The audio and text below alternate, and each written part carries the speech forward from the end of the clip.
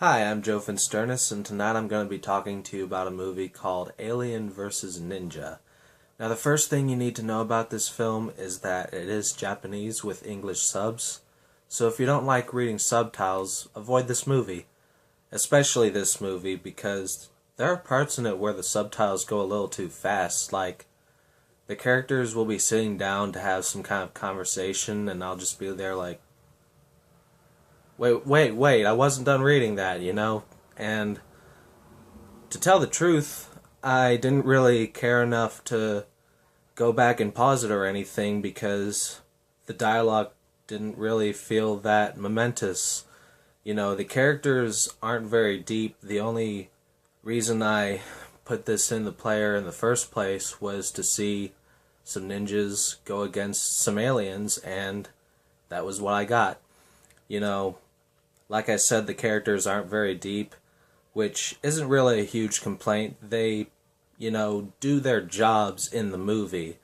The main hero is kind of a cheesy character. He's a little full of himself, pretty sure of himself is really the term to use here. There's one point where he has this cheesy monologue about how he would never abandon his friends, and I don't know, it feels kind of forced.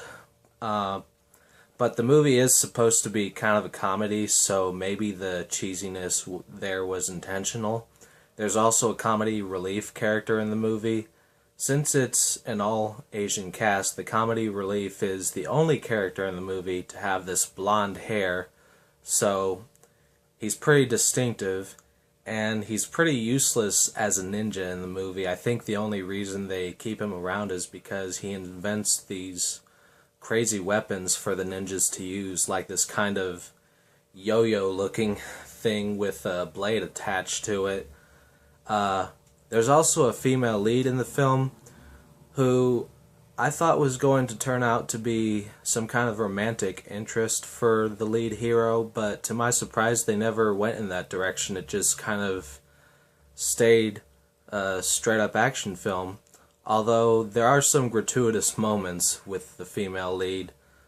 Some moments which people in the anime community might refer to as fan service, which to my understanding is when you get these gratuitous close-ups of female characters. Like there's one part where she's about to face off with an alien, and the camera just zooms in on her breasts for some reason. And at first I was thinking maybe it was supposed to be the alien's point of view, like the alien was going to molest her or something, which would have been weird, but it would have made that zoom make sense. But nope, the alien just wanted to kill her, so it was kind of random. There's also There's also a part where she's on top of this alien and she's just punching the shit out of it, and the camera focuses on her butt and shows it jiggling in slow motion while she's punching the alien.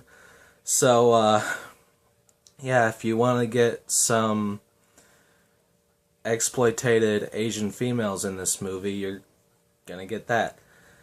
As for the aliens in the film, they do look very fake. There's a lot of bad-looking CGI. The puppets don't look real at all, but the design itself is pretty creative. These aliens have like these holes in the tops of their heads that their babies sort of nestle in, and of course they come out and infect human hosts and turn them into zombies, which leads me to this one moment which was kind of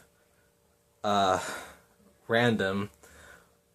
There's a point where the main heroes are surrounded by all these zombie drones that are infected by the alien babies, and one of them walks up to the woman and says something about getting that pussy, and he's not even saying it in Japanese, he's saying it in English, and then he starts saying fuck you over and over again, once again in English, and then the other drones around him start chanting fuck you, fuck you, fuck you.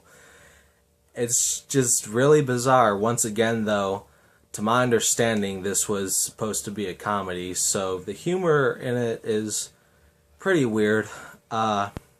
As for that scene with the drones, that kind of leads me to something that I feel is sort of a plot hole, if you want to call it that. I, I mean, I wasn't really looking for a tight-knit story here, but when the drones are getting their asses kicked and the babies are being pulled out of their mouths and killed, the alien parent just sort of stands there and watches as this happens. I'm thinking, aren't you gonna go in there? They're killing your babies. Like, it never comes into fight until they're all out of the host for some reason. So that was kind of weird, but you know, the fight scenes in the movie are pretty badass. It does take a while for the aliens to show up, but at the very beginning you do get a really cool and entertaining and really over-the-top action scene.